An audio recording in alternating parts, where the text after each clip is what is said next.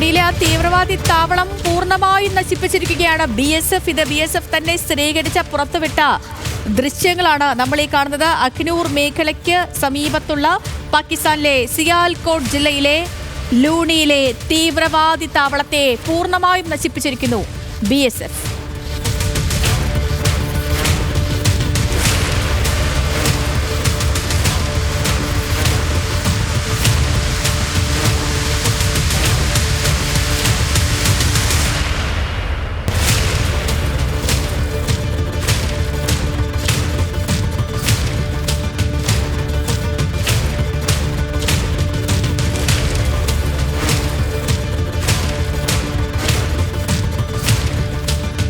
ശ്രീജിത്ത്, നമ്മൾ ഈ കാണുന്ന പോലെ ഇപ്പോൾ ലോഞ്ച് പാഡുകൾ തകർക്കുന്നു.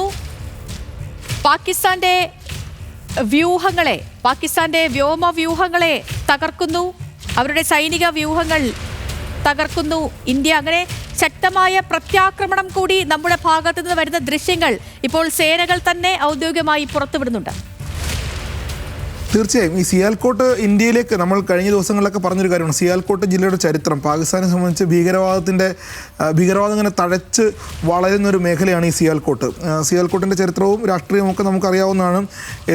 എല്ലാ ഭീകര സംഘടനകൾക്കും ഈ ലഷ്കർ തോയ്ബ ആയാലും ജെയ്ഷെ മുഹമ്മദ് ആയാലും ഹിസ്ബുൾ മുജാഹിദീൻ ആയാലും ഇവർക്കെല്ലാം വലിയ സ്വാധീനമുള്ള മേഖലയാണ് സിയാൽകോട്ടിൽ നിന്നാണ് ഇന്ത്യൻ കേന്ദ്രങ്ങളിലേക്ക്, ഇന്ത്യയുടെ അതിർത്തിയിലേക്ക് ഭീകരർ നുഴഞ്ഞു കയറുന്ന ഇന്ത്യയുടെ നിയന്ത്രണ രേഖയോട്, ഇന്ത്യൻ അതിർത്തിയോട് വളരെ അടുത്തുള്ളൊരു ജില്ലയാണ് സിയാൽകോട്ട് എന്ന് പറയുന്നത്.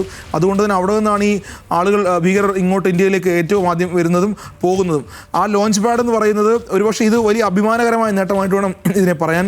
കാരണം ഈ ലോഞ്ച് പാഡ് തകർക്കുമ്പോൾ സ്വാഭാവികമായും പാകിസ്ഥാൻ ഭീകരർക്കും പാകിസ്ഥാൻ സൈന്യത്തിനും വല്ലാതെ വേദനിക്കും.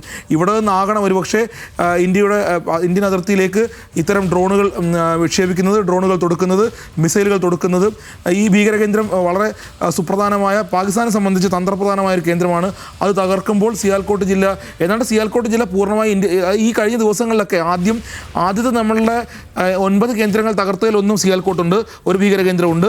ഇപ്പോൾ കഴിഞ്ഞ ദിവസങ്ങളിലൊക്കെ സിയാൽകോട്ടിലേക്ക് തുടർച്ചയായിട്ടുള്ള ഇന്ത്യയുടെ ആക്രമണം ഉണ്ടാകുമ്പോൾ സിയാൽകോട്ട് ഒരുപക്ഷെ ഇന്ത്യയുടെ ഈ കഴിഞ്ഞ ദിവസങ്ങളിൽ ഇന്ത്യയിലേക്ക് നടത്തിയ ആക്രമണങ്ങളുടെ എല്ലാം ഒരുപക്ഷെ ബ്രെയിൻ എന്ന് വേണമെങ്കിൽ, അല്ലെങ്കിൽ തലച്ചോറെന്ന് വേണമെങ്കിൽ, അല്ലെങ്കിൽ ഹൃദയം എന്ന് വേണമെങ്കിലൊക്കെ ഈ സിയാൽകോട്ടിനെ വിശേഷിപ്പിക്കാം. അതുകൊണ്ട് തന്നെ സിയാൽകോട്ട് തകരുമ്പോൾ, സിയാൽകോട്ടിലെ ഭീകര കേന്ദ്രങ്ങൾ തകർക്കുമ്പോൾ ഇന്ത്യൻ സേനയ്ക്ക് മാത്രമല്ല രാജ്യത്തിന് മുഴുവൻ അഭിമാനിക്കാവുന്ന നേട്ടമായിട്ട് വേണം കാണാൻ.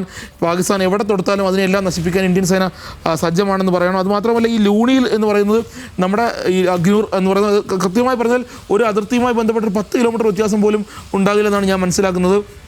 അതുകൊണ്ട് തന്നെ ഈ നേട്ടമെന്ന് തന്നെ വേണം പറയാൻ. അഭിമാനകരമായ നേട്ടമാണ്. ശത്രു രാജ്യത്തിൻ്റെ ഭീകര കേന്ദ്രം തകർക്കുന്നു എന്നുള്ളത് സൈന്യത്തെ സംബന്ധിച്ച് വലിയ അഭിമാനകരമായ കാര്യമാണ്. കൃത്യമായ പ്ലാനിങ് അതിലുണ്ടായിട്ടുണ്ടെന്ന് മനസ്സിലാക്കുന്നു. കാത്തിരുന്ന ശേഷമാണ്, വളരെയധികം കാത്തിരുന്നു, കൃത്യമായ പ്ലാനിങ് ഉണ്ടായിട്ടുണ്ട്, അതിൽ നിന്ന് മനസ്സിലാക്കുന്നു. അവിടെ നിന്നാണ് തൊടുക്കുന്നത്.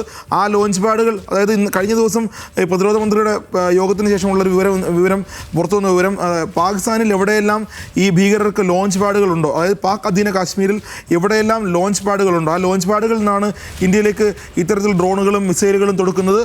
ആ കേന്ദ്രമാണ് ഇതിൻ്റെ എല്ലാം ബ്രെയിനായിട്ട്, തലച്ചോറായിട്ടെല്ലാം പ്രവർത്തിക്കുന്നത്.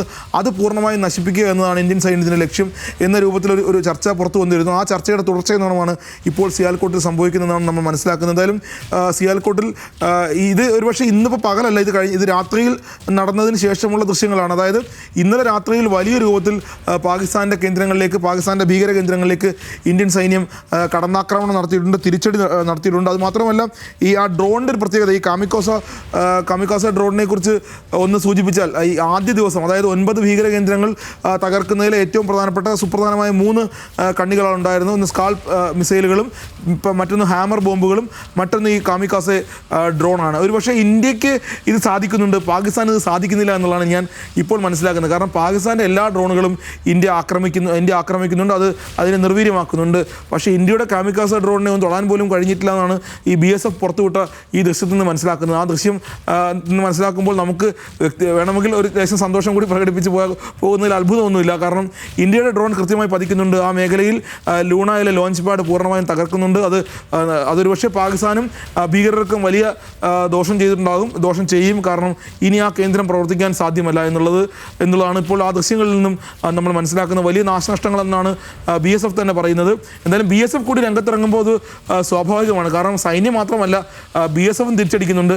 BSF താരതമ്യേന സേനയേക്കാൾ ഒന്ന് പിൻവാങ്ങി നിൽക്കുന്ന അന്തരീക്ഷമാണ് ഇപ്പോഴുള്ളത്. പക്ഷേ BSF ആ മേഖലയിൽ അവരുടെ കൂടി ഇടപെടൽ വരുമ്പോൾ പൂർണ്ണ തോതിൽ പൂർണ്ണ സജ്ജമായി നമ്മൾ രാവിലെ സംസാരിച്ചതുപോലെ കരസേനയുണ്ട്, BSF ഉണ്ട്, ടെറിട്ടോറിയൽ ആർമി കൂടി രംഗത്തിറങ്ങുമ്പോൾ ഒരുപക്ഷെ പാകിസ്ഥാൻ ചിലപ്പോൾ വേഗം തിരിച്ചോടി പോകുന്ന അന്തരീക്ഷമൊക്കെ ഉണ്ടായിക്കൂടായികയില്ല. അങ്ങനെ നമ്മൾ സംശയിച്ചാലും അത്ഭുതപ്പെടാനില്ല. കാരണം ഇങ്ങനെയാണ് വാർത്തകൾ. അല്ലെങ്കിൽ സൈന്യം തന്നെ പുറത്തുവിടുന്ന ദൃശ്യങ്ങൾ പ്രകാരം എല്ലാ അർത്ഥത്തിലും ഇന്ത്യൻ സൈന്യം അവിടെ ഏതെല്ലാം കേന്ദ്രങ്ങൾ ആക്രമിക്കണമോ ആ കേന്ദ്രങ്ങളിലെല്ലാം കൃത്യമായി ആക്രമണം ഇന്ത്യ നടത്തുന്നുണ്ട്, തിരിച്ചടി നൽകുന്നുണ്ട്. ഇന്ത്യയിലേക്ക് ആയുധങ്ങൾ തൊടുക്കാൻ, ഡ്രോണുകൾ തൊടുക്കാൻ, മിസൈലുകൾ തൊടുക്കാൻ ശേഷിയുള്ള ലോഞ്ച് പാഡുകളെല്ലാം ഇന്ത്യ തിരിച്ചടിക്കുന്നുണ്ട്.